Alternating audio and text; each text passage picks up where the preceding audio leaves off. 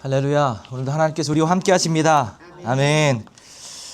우리 성도님들 지난 한 주간 어떻게 지내셨습니까? 그렇죠. 잘 지내시죠? 그렇죠. 주의 은혜로 하나님 우리와 함께 하시기에 우리가 잘 지낼 수밖에 없죠. 근데 살다 보면 참 여러 가지 우리 많은 것들을 경험을 하게 됩니다. 근데 우리의 삶의 여정이 항상 기쁨이 있으면 얼마나 좋을까요? 또 항상 우리 안에 감사가 넘쳐나면 참 좋겠죠. 그런데 우리의 삶의 여정을 보면 굴곡이 있고 또 힘듦이 있고 또 그 가운데서도 하나님 주신 은혜가 있고 또 그런 삶의 반복인 것 같습니다. 이런 질문으로 오늘 말씀을 좀 시작했으면 좋겠어요. 우리가 예수 그리스도를 믿은 후에 구원의 감격을 누린 후에는 어떤 길이 펼쳐질까요? 어떤 길이 펼쳐질까요? 예수님 믿었으니 하나님이 나에게 아스팔트 탄탄대로를 펼쳐주실 거야 라고 그렇게 생각하지 않습니까? 이스라엘 백성은 하나님의 전적인 은혜와 능력으로 바다가 갈라지는 홍해의 기적을 이전에 경험을 했죠. 지난주에 말씀이잖아요. 그들은 두려움 속에서 놀라운 구원을 경험합니다. 그리고 오늘 말씀 바로 전에 보면 미리암과 함께 북을 치고 여호와는 나의 힘입니다. 여호와는 나의 노래입니다. 그리고 여호와는 나의 구원이십니다. 이런 구원의 노래를 목청껏 외쳤던 그러한 삶의 여정을 이 바로 앞장에서도 우리가 보게 됩니다. 그런데 그 뜨거운 찬양의 열기가 끝나기 무섭게 바로 끝난 직후 불과 출애굽을 한 지 사흘 만에 3일 만에 그들이 마주한 현실은 물 한 모금 없는 광야였습니다. 물 한 모금조차 구할 수 없는 광야에 그들이 직면하게 됩니다. 우리는 흔히 구원을 경험하고 나면 간절했던 내 기도 응답을 받고 나면 혹은 은혜로운 집회를 경험하고 나면 이제 내 삶에 좋은 일, 평탄한 길이 펼쳐질 거야 라고 이렇게 기대를 하죠. 저도 그런 적이 있었습니다. 부흥 집회 딱 끝나고 나와서 돌아설 때 집에 가면 오늘 집에 가면 놀라운 일이 펼쳐질 거야. 나에게 좋은 일들을 막 해주실 거야. 이런 기대를 갖고 왔던 기억이 있어요. 그런데 우리가 성경은 우리의 기대와는 조금 반대되는 영적 현실이 있음을 오늘 말씀을 통해서 보여주고 계십니다. 홍해의 위대한 기적, 그 다음에 마라의 시험이 기다리고 있었어요. 우리 성도님들, 마라는 우리 신앙의 실패, 그것을 증거하는 것이 아닙니다. 하나님께서 우리를 버리셨다라고 하는 신호는 더더욱 아니죠. 성경은 오히려 하나님께서 어떻게 얘기하시냐면 친히 이스라엘 백성, 당신의 백성을 광야로 인도하였다고 말씀하고 계세요. 22절 말씀 제가 읽어드리겠습니다. 모세가 홍해에서 이스라엘을 인도하며 그들이 나와서 수르 광야로 들어가서 거기서 사흘 길을 걸었으나 물을 얻지 못합니다. 모세가 홍해에서 이스라엘을 인도하는데 하나님께서 모세를 통해서 인도하신 거예요. 친히 광야로 그들을 인도하신 겁니다. 모세에게 말씀해 주신 그대로. 이스라엘이 마주한 광야는요, 우연히 길을 잃어서 도달한 곳이 아닙니다. 하나님의 철저한 인도하심의 결과였습니다. 그런데 22절 후반부를 보니까 거기서 사흘 길을 걸었으나 물을 얻지 못하고 라고 기록되어 있어요. 광야에서 물이 없다는 것은 단순한 삶의 불편함 차원이 아닙니다. 그 이상의 의미를 가지고 있는 거죠. 생존의 문제가 걸려있기 때문에 그렇죠. 여기서 질문이 하나 또 생깁니다. 어떤 질문이냐면 기적을 베푸신 하나님은 왜 기본적인 생존의 필요를 채워주신 다음에 인도하셔야지 기본적인 생존의 그 필요마저 하나님은 채워주시지 않으시는가 라고 하는 질문을 우리가 할 수 있어요. 여러분, 이 질문은 어떻게 대답하시겠습니까? 그 개척교회 하시는 분들의 그 필요가 그거 아닐까요? 기본적인 생존의 그런 채워주심이 있고 하나님께서 그 사명의 길을 걸어가게 하시면 얼마나 좋아요. 그런데 많은 경우에 개척교회 목사님들은 어떻습니까? 그 생존의 위험마저 느끼면서 순종하며 나가는 거잖아요. 그런 어려움, 불편함들을 감수하면서까지 순종하는 믿음. 그래서 참 이게 대단하신 것 같아요. 그런데 오늘 상황도 그와 비슷한 사례이죠. 신명기 8장 2절 3절은 이렇게 얘기합니다. 제가 빠르게 읽어드리면 하나님께서 40년 동안 광야길을 걷게 하신 것을 기억하라 이렇게 말씀하세요. 그걸 기억해야 돼. 뭐를? 40년 동안 너희를 광야에 내가 내버려 둔 이유는 그냥 고생하라고 부려둔 것이 아니야. 그걸 기억해야 돼. 뭐라고 얘기합니까? 내가 너희를 낮추시며, 하나님의 목적이 있습니다. 낮추시며 시험한 거야. 시험하사 내 마음이 어떠한지 알려 하심이라. 그 명령을 지키는지 지키지 않는지 알려 하심이라. 너를 낮추시며 너를 줄이게 하시며 또 너도 알지 못하며 내 조상들도 알지 못하던 만나를 내게 먹이신 것은 사람이 떡으로만 사는 것이 아니요 여호와의 입에서 나오는 하나님의 말씀으로 사는 줄을 내가 알게 하려 하심이라. 하나님의 분명한 목적이 있습니다. 그 길을 걷게 하신 목적이 있다는 것이죠. 이유는 분명합니다. 이제 그들은 애굽의 노예가 아니라 하나님만 의존하고 하나님만 바라보며 살아가는 백성으로 새롭게 빚어가시기를 하나님이 원하셨기 때문이죠. 출애굽기 전체의 흐름을 보면 이러한 하나님의 뜻이 지속적으로 펼쳐지고 있다는 것을 우리가 발견합니다. 이거 이후에 하나님께서 말씀을 주시고 계명 주시고 막 여러 가지 하시잖아요. 그 이후에 성막도 주세요. 성막을 주신 이유가 무엇입니까? 그곳에서 우리와 하나님과의 관계를 회복시키시는 하나님의 그 크신 뜻을 그 가운데 보여주시기 위함이었죠. 애굽의 노예 시절에는 내 힘과 내 노동으로 내가 한 노력으로 살았죠. 하지만 광야에서는 오직 하나님만 바라볼 수 있는, 오직 하나님만 바라보아야 하는 그 믿음으로 사는 곳입니다. 이것을 위함이었어요. 출애굽은 결코 신앙의 목적지가 아니죠. 가나안으로 가는 길고 긴 여정의 시작일 뿐입니다. 우리가 예수 그리스도를 영접한 순간 역시 그것이 신앙의 끝이 아니죠. 그때부터 진짜 믿음의 여정이 시작되는 것입니다. 홍해가 과거에 베풀어 주신 구원의 사건을 보여준다면 광야는요, 지금 이곳에서 바로 우리에게 현재의 믿음을 우리에게 요구하는 자리입니다. 하나님은 기적을 보여주실 뿐만 아니라 척박한 현실 속에서도 우리의 믿음을 자라게 하시는 분이시다. 그것을 알게 하시기 위함이에요. A.W. 토저라고 하는 분이 하나님을 추구함, The Pursuit of God이라고 하는 책을 썼어요. 이 책을 읽다 보면 이런 말들이 나옵니다. 2장 아무것도 소유하지 않는 축복, 다 내려놓음의 축복이거든요. 3장에서는 Removing the Veil이라고 했고 휘장을 걷어내기라고 하는 뜻이에요. 우리 안에 있는 자아를 걷어내고 나의 질긴 휘장, 나의 의, 나의 연민, 나의 자기 신뢰, 자기 자랑을 십자가에 넘겨서 깨트리는 그런 의미를 담고 있습니다. 그런데 2장에서 보면 창세기 22장의 이야기가 나와요. 뭐라고 얘기하냐면 아브라함이 창세기 22장에서 아들 이삭을 번제물로 드리는 장면이 나오죠. 그런데 그 이삭을 바쳐야 하는 시험을 가리켜서 이 토저는 뭐라고 얘기하냐면 불의 연단이다. 그리고 도간이다 라고 묘사를 해요. 불의 연단이다라고 이야기를 하면서 그것의 목적을 이야기합니다. 하나님이 이러한 시험을 허락하신 이유는 아브라함을 징벌하기 위함이 아니죠. 그의 마음속 성전에서 다른 모든 것을 제거하고 비운다는 얘기입니다. 오직 하나님만이 그 마음의 모든 곳을 다스리기 위함이었다라고 이야기를 합니다. 우리 성도님들 오늘 이 메시지를 기억하셨으면 좋겠습니다. 하나님은요, 우리를 쓰시기 전에 비우세요.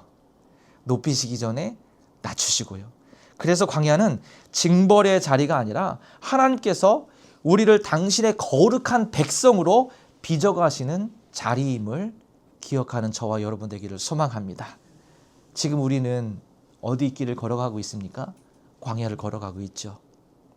그 길의 한복판에서 하나님이 우리를 향하신 하나님의 뜻을 기억하시기를 소망합니다.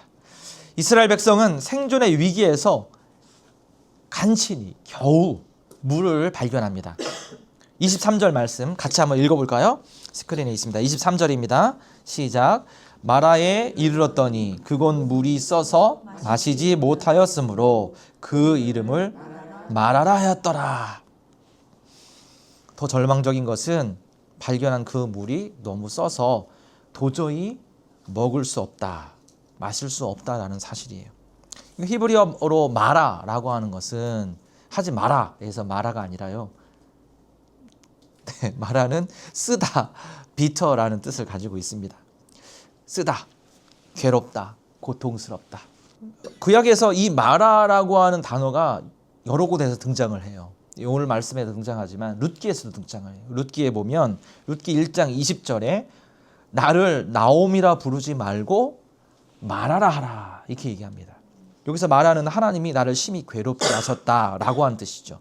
단순한 맛이 아니라 인생의 쓴 경험을 이야기합니다. 출애굽기 1장 14절에서도 그들의 생활을 괴롭게 하니, 그러니까 애굽에서 있을 때에 애굽 사람들이 이스라엘 백성들을 괴롭게 했다라고 하는 이 말, 이 단어가 마라입니다. 사무엘상 1장 10절에도 나옵니다. 한나가 기도하는 장면 속에서 이런 이야기를 해요. 한나가 마음이 괴로워서 여호와께 기도하고 통곡했더라. 이게 마음이 괴로워서. 여기에서 말하는 이 괴롭다라고 하는 이 의미가 마라예요. 마라. 그러니까 이 마라라고 하는 것은 우리의 맛이 어떤 것을 맛보고서 그것이 쓰다라고 하는 그런 의미, 그 의미의 차원을 넘어서 우리의 마음이 굉장히 괴롭다, 정서적인 고통을 느끼다, 심한 번뇌와 고통 가운데 있다라고 하는 의미를 가지고 있어요. 정서적, 관계적, 영적 고통을 표현하는 단어가 마라입니다. 물이 아예 없다라고 하는 것보다 기대하면서 막 달려갔는데 그곳에 마실 수 없는 물이 마실 수 없을 때 그 기대감이 무너지는 것 때문에 절망감을 느끼죠. 이 절망감이 훨씬 크게 느껴질 겁니다. 이스라엘 백성이 직면한 상황에서 느끼는 고통을 표현하고 있는 단어가 바로 마라입니다. 가만 보면 이 마라는 우리의 삶에서도 우리가 경험하곤 하죠. 구원받은 후에 이해되지 않는 상황, 받아들이기 어려운 고통스러운 현실, 그 현실들이 우리의 삶에 찾아옵니다. 그 마라의 터널을 다 거쳐오신 분들이 이곳에 계시잖아요. 저도 그렇고. 하나님을 깊이 경험했는데 하나님, 왜 내 삶에는 이런 일들이 일어나는 것일까요? 하나님, 내가 하나님 앞에 이렇게 헌신하며 살아가고 있는데 왜 나의 삶에는 이러한 고통이 찾아오는 것일까요? 왜 내 상황은 조금 더 변하지 않습니까? 라고 하는 질문을 다 해보셨을 거예요. 그런데 우리 성도님들, 이 고통의 마라를 가장 깊이 경험한 분이 계세요. 이 세상에 어떤 사람보다도 더 깊이 경험했던 분이 계세요. 누구일까요? 예수 그리스도예요. 십자가는요, 인류 역사상 가장 쓴 자리였습니다. 육체적 고통만이 아니었죠. 모든 죄를 짊어지는 영적인 고통, 엘리 엘리 라마 사박단이 외쳤던 그 아버지의 단절을 경험했던 존재론적인 고통, 그 자리야말로 가장 깊은 마라였습니다. 우리 성도님들, 십자가를 바라보면요, 고난이 이해되지 않을 수 있어요. 하지만 고난이 버려짐이 아니라는 사실을 우리 모두는 알게 되죠.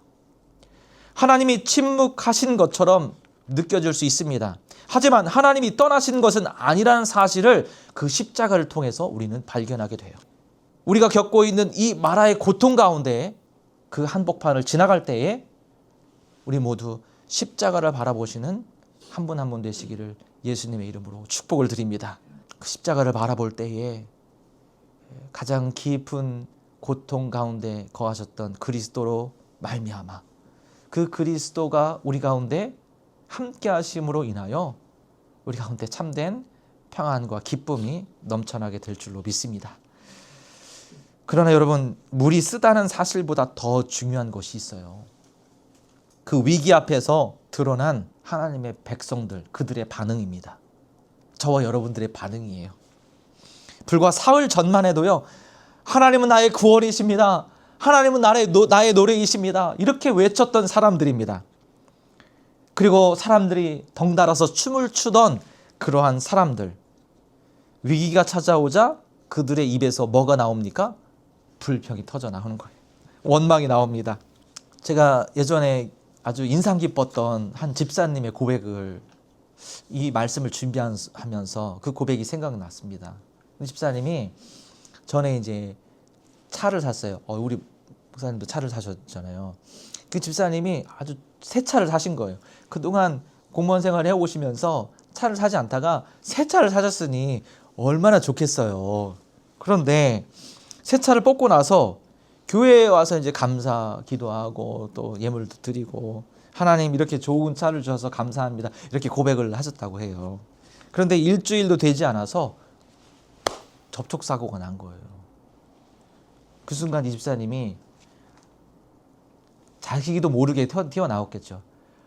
진짜 재수가 없어서 진짜. 이런 얘기를 했던 자기 모습이 너무 부끄러웠다는 거죠. 그러면서 나중에 이렇게 고백을 한 겁니다. 사고가 난 것이 문제가 아니라 그 사고를 통해서 제 믿음의 수준이 드러나게 하신 것을 보게 하셨다는 거죠. 이분의 이 고백이거든요. 그런데 오늘 말씀을 보면 하나님은 광야에서 이들을 낮추시고 시험하면서 그들 안에 있는, 그들 중심에 있는, 그들이 그 안에 무엇이 있는지를 여실히 드러내는 사건임을 오늘 보게 되는 거죠. 광야는요, 우리를 망하게 하려고 걸어가게 하신 것이 아니죠.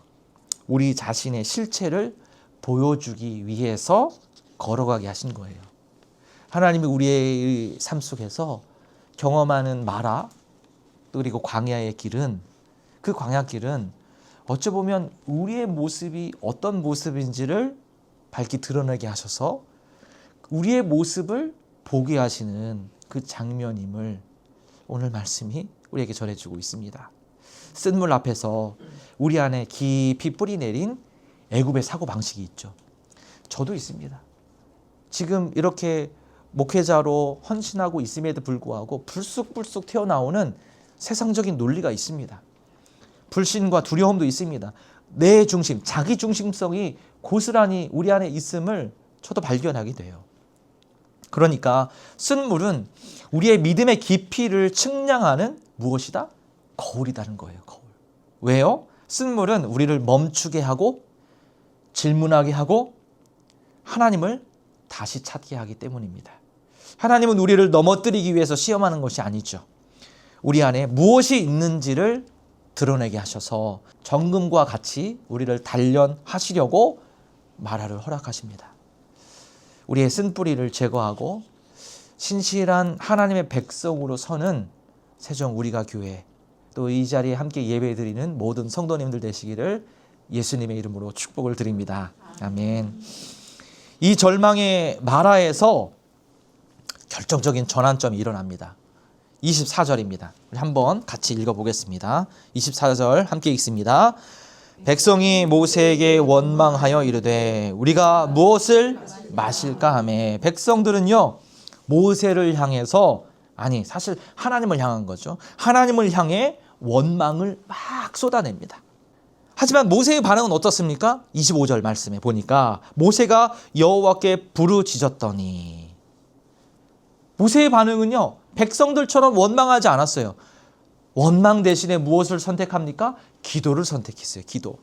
오늘 말씀 속에서 문제 해결의 출발점이 어디에 있는가? 환경이 바뀌는 것이 아니라 기도라는 사실을 다시 한번 발견하게 돼요. 우리 지난주에 말씀 속에서도 함께 나누었죠. 무엇이 시작입니까? 기도가 시작이에요. 어떤 일을 할 때에도 기도가 시작입니다. 우리 안에 불평이 올라오려고 하는 마음이 생길 때 무엇을 하면 됩니까? 기도를 붙들어야 돼요. 우리 안에 우리의 자아가 막 올라오려고 할 때 무엇을 붙드는 겁니까? 예수 그리스도를 붙드는 거예요. 그리고 그리스도 안에서 우리의 마음을 내려놓고 하나님께서 우리에게 말씀하시는 그 음성을 듣고자 우리가 낮아지는 그 기도를 선택하는 저와 여러분 되기를 소망합니다. 모세가 기도로 하나님께 부르짖습니다. 이때 어떤 일이 일어납니까? 어떤 일이 일어날까요? 25절 중간에 보면 여호와께서 그에게 한 나무를 가리키십니다. 하나님이 한 나무를 가리키셨어요. 다른 거 아닙니다. 해결책을 준 것이 아니에요. 한 나무를 가리킵니다. 하나님은 새로운 옆에다가 샘을 막 터뜨려 갖고 새로운 물을 백성들에게 제공한 것이 아닙니다. 대신에 한 나무를 가리키신 거죠. 바로 그때 모세가 그 나무를 쓴 물에 던집니다. 그 순간 어떤 일이 펼쳐집니까? 그 쓴 물이 단물로 바뀌었더라. 25절입니다. 그가 물에 던지니 물이 달게 되었더라. 저는 이 달게 되는 이 놀라운 역사가 저와 여러분의 삶에서도 동일하게 나타날 줄로 믿습니다. 하나님께서 우리에게 가르치시는 하나님의 말씀대로 순종할 때 우리의 삶에 이러한 변화가 일어날 줄로 믿습니다. 여기서 우리의 놀라운 이 복음의 신비를 발견하게 돼요. 어떤 신비를 발견하냐면 하나님은요, 우리가 지금 경험하고 있는 고난의 환경, 즉 광야라고 하는 그 환경 자체를 완전히 뒤엎어서 그 자리에서 뿅 하니 다른 곳으로 옮겨 놓으신 분이 아니라는 거예요. 무엇을 바꾸십니까? 환경 안에 있는 그 성질을 바꾸시는 거예요. 하나님은 환경을 바꾸기보다는 환경의 성질을 바꾸세요. 고난을 제거하기보다는 그 고난의 의미를 바꾸실 수 있는 분이세요. 그렇게 바꿔주시는 분이세요. 그렇다고 해서 실제적인 변화가 없냐? 그렇지 않죠. 우리가 인식만 바뀌었다라고 하는 그런 의미가 아닙니다. 쓴 물이 실제로 단물이 되었습니다. 하지만 더 놀라운 기적의 역사는 무엇이냐면 하나님은 현실을 외면하지 않으시고 실제로 개입하셨어요. 더 놀라운 사실은 무엇입니까? 그 가운데서도 이 사건을 통해서 백성들의 믿음의 눈, 백성들이 가지고 있는 그 믿음의 눈도 함께 새롭게 하셨다는 것. 이것이 더 놀라운 하나님의 기적이라는 것입니다. 초대 교부였던 어거스틴, 그가 쓴 고백록이 있습니다. 제가 자주 인용하는 책인데요. 그 고백록에서 이런 취지의 이야기를 합니다. 주님, 당신은 나를 버리신 적이 없습니다. 이 어거스틴이 굉장히 자기 뜻대로 막 살다가 세상에서 막 살다가 나중에 결정적인 계기로 하나님 앞에 돌아오잖아요. 그 회심을 통해서 하나님께 돌아오는데 그의 젊은 시절과 욕망 속에서 그가 살았던 그 삶을 돌이켜서 회심을 한 이후에 그가 깨달았던 것입니다. 뭘 깨달았냐면 과거의 방향이 없었다면 하나님의 은혜가 얼마나 깊은지 몰랐을 것입니다. 쓴 인생이었지만 십자가를 통해서 그 인생의 의미가 바뀌었음을 고백합니다. 이렇게 이야기를 해요. 자기가 방황했던 그 시절을 하나님을 온전히 믿은 다음에 다시 돌아보니까 그 과정이 있었기 때문에 더 큰 은혜가 자기에게 임했다는 사실을 그가 발견하게 된 거죠. 새로운 관점이 그 안에 생긴 거예요. 이게 더 큰 은혜라는 거죠. 상황이 지워진 것이 아니라 해석이 바뀐 것입니다. 마라의 물이 달라진 것처럼 예수 그리스도의 십자가가 우리의 인생의 의미를 바꾼 것과 마찬가지입니다. 그는 방황에 쓴 인생을 살았지만 십자가를 통과한 이후에 그 과거가 없었다면 하나님의 은혜가 얼마나 깊은지 몰랐을 것이다. 이것을 고백합니다. 그래서 인생의 의미를 새롭게 해석하고 있는 것이죠. 초대 교부들은 이 던진 나무 있잖아요. 이 나무를 예수 그리스도의 십자가를 예표한다고 이야기를 합니다. 나무가 물에 던져져 쓴 물이 달게 된 것처럼 십자가가 우리 인생이라고 하는 쓴 물에 던져질 때 우리의 쓴 인생은 달콤한 인생으로, 달콤한 은혜로 변화됨을 잘 보여주고 있다라고 이야기를 해요. 예수 그리스도의 십자가는 본래 처형의 도구였습니다. 수치와 패배의 상징이었습니다. 그런데 하나님은 가장 쓴 사건인 이 십자가를 통해서 인류를 구원하는 가장 단 은혜로 바꾸셨습니다. 십자가는 우리가 겪는 고난을 즉시 사라지게 하는 요술 지팡이가 아니죠. 그러나 십자가는 고난의 의미를 새롭게 바꿉니다. 상황 자체가 지워지는 것이 아니라 상황을 바라보는 영적 해석이 바뀌게 된 것이죠. 모세가 나무를 바라보기만 한 것이 아니라 물에 직접 던지는 순종을 했던 것처럼 우리도 우리 삶의 한복판에 십자가를 던져야 합니다. 이 믿음으로 십자가의 나무를 우리의 삶의 직장에 던질 때 그리고 우리의 삶의 문제에 그것을 던질 때에 광야 속에 우리가 있으면서도 그것을 바라보는 우리의 눈이 새롭게 해석되는 눈으로 변화되는 것이죠. 나를 찌르던 고난이 이제는 영적인 훈련으로 보여지기 시작합니다. 응답의 지연이 하나님의 세밀한 준비로 보여지기 시작합니다. 버려진 것 같은 광야가 하나님의 인도하심을 재해석하는 장소로 변화되게 되는 것이죠. 사랑하는 우리 성도님들, 오늘 이러한 우리의 시선의 변화, 그리고 우리의 삶의 변화가 우리의 삶 속에서 일어난 줄로 믿습니다. 이미 일어났습니다. 이미 주님께서 십자가에 달려 죽으심으로 그 변화를 우리 가운데 허락해 주셨다는 사실을 믿고 믿음으로 나아가시는 한 분 한 분 되시기를 예수님의 이름으로 축복을 드립니다. 아멘. 오늘 이 마라 사건의 절정은요, 물이 단맛으로 바뀐 순간이 아닙니다. 하나님의 자기 계시에 있습니다. 26절입니다. 26절 제가 읽어드립니다. 이르시되 너희가 나의 하나님 나 여호와의 말을 순종하고 내가 보기에 의를 행하며 내 계명에 귀를 기울이며 내 계명 모든 규례를 지키면 내가 애굽 사람에게 내린 모든 질병 중에 하나도 너희에게 내리지 아니하리니. 그 다음입니다. 나는 너희를 치료하는 여호와임이니라. 나는 너희를 치료하는 여호와라. 히브리어로는 뭡니까? 여호와 라파. 여호와 라파다 이렇게 얘기합니다. 라파는 단순히 병을 고치는 행위를 넘어서서 회복하고 새롭게 하고 치유하고 그들을 다시 세우고 온전한 하나님의 풍성함을 누리는 그 온전한 상태로 만드는 것을 의미합니다. 하나님은 마라에서 처음으로 자신을 이렇게 계시하는 거예요. 나는 너희를 치유하는 여호와라. 본문 어디에도 육신의 병자가 있었다는 언급이 없습니다. 어떤 불구자를 하나님이 치료하셨다 이런 얘기가 없습니다. 하나님은 그런데 왜 갑자기 치유를 말씀하셨을까요? 그것은 이스라엘 공동체의 진정한 질병이 육신의 질병이 아니라 그들 내면에 병들어 있는 영적인 상태였기 때문이에요. 그들이 가지고 있는 내적인 자기 패배감, 그리고 애굽에서의 세상적인 세계관, 그리고 자기가 가지고 있었던 좌절감, 이것들을 하나님께서 보게 하셨던 것이고 그 상태 때문에 하나님께서 그들을 치유하기 원하셨던 것이죠. 이스라엘의 진짜 문제는 물이 없는 것이 아니라 원망이었죠. 갈등이 아니라 불신이었습니다. 그래서 하나님이 진정으로 고치고자 하셨던 것은 마라에 쓴 물보다는 더 쓴 이스라엘 백성의 불평하는 마음이었습니다. 우리 하나님은 어떤 분이실까요? 그저 질병의 증상만을 없애는 분이 아니라 상처 입고 삐뚤어진 우리의 내면을 어루만지시고 회복시키시고 하나님과의 관계를 온전하게 바꾸시는 참된 우리의 아버지 되십니다. 홍해가 하나님의 거대한 능력을 보여주셨다면 마라는 우리를 세밀하게 고치시는 하나님의 따뜻한 성품을 보여주고 계십니다.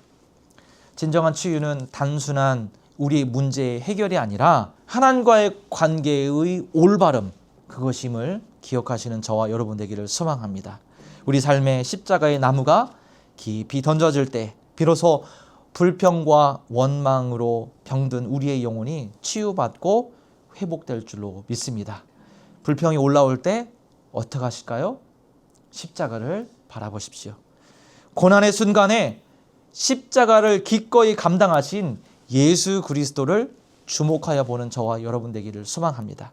그래서 불평 대신에 인내와 감사로 우리 인생의 마라, 우리 인생에 펼쳐진 이 광야길을 힘차게 걸어갈 수 있는 저와 여러분 되기를 예수 그리스도의 이름으로 축복을 드립니다. 여기서 끝나면 뭔가 더 있어야 되는데 이런 생각 안 드십니까? 이런 마음 드시죠? 하나님이 여기서 끝내주지 않으셨어요. 15장은요. 원망에 쓴 물이 가득한 마라에서 결코 끝나지 않습니다. 이 여정은 물샘 12 그리고 70그루의 종려나무가 있는 풍성한 쉼의 처소 엘림으로 다시 이어집니다. 엘림. 15장 27절입니다. 이 말씀을 함께 읽었으면 좋겠습니다. 함께 읽습니다. 그들이 엘림에 이르니 거기에 물샘 12과 그들이 그 물 곁에 장막을 치니 하나님은 마라만 준비하시지 않으셨어요. 엘림도 함께 준비해 주셨습니다. 축복입니다. 아멘입니까? 아멘. 하나님은 우리에게 고된 훈련의 장소인 마라만 허락해 주시는 분이 아니세요. 우리 하나님 좋으신 하나님이세요. 우리의 목마름을 아시고 공동체 전체가 누릴 수 있는 안식처인 엘림도 이미 우리에게 완벽하게 준비해 주시는 하나님이세요. 마라에서 돌아섰더라면, 마라에서 그들의 여정을 마쳤더라면 하나님의 백성은 엘림을 경험하지 못했을 것입니다. 하나님의 백성이 마라에서 원망하고 주저앉아 있었다면 결코 엘림의 축복을 그들이 누리지 못했을 것입니다. 마라는 목적지가 아닙니다. 엘림으로 가기 위해 반드시 거쳐야 하는 통로이자 우리 삶의 여정입니다. 일부입니다. 유진 피터슨이 쓴 한 책을 제가 소개하고 싶습니다. 우리 모두가 함께 읽었으면 좋겠어요. 한 길 가는 순례자라는 책을 유진 피터슨이 썼는데요. 여기에서 이야기하고 있는 한 단어, 제 마음에 들어왔던 이 한 단어, 한 문장이라고 할까요? 이 문장을 제가 소개하고 싶습니다. Long obedience in the same direction 이런 표현을 썼어요. 같은 방향으로 오래 순종하는 것. 우리의 삶의 여정을 이렇게 묘사합니다. 우리의 삶이 관광객의 영성이 아니라 순례자의 영성이라는 사실을 굉장히 잘 표현해주고 있는 그런 문장입니다.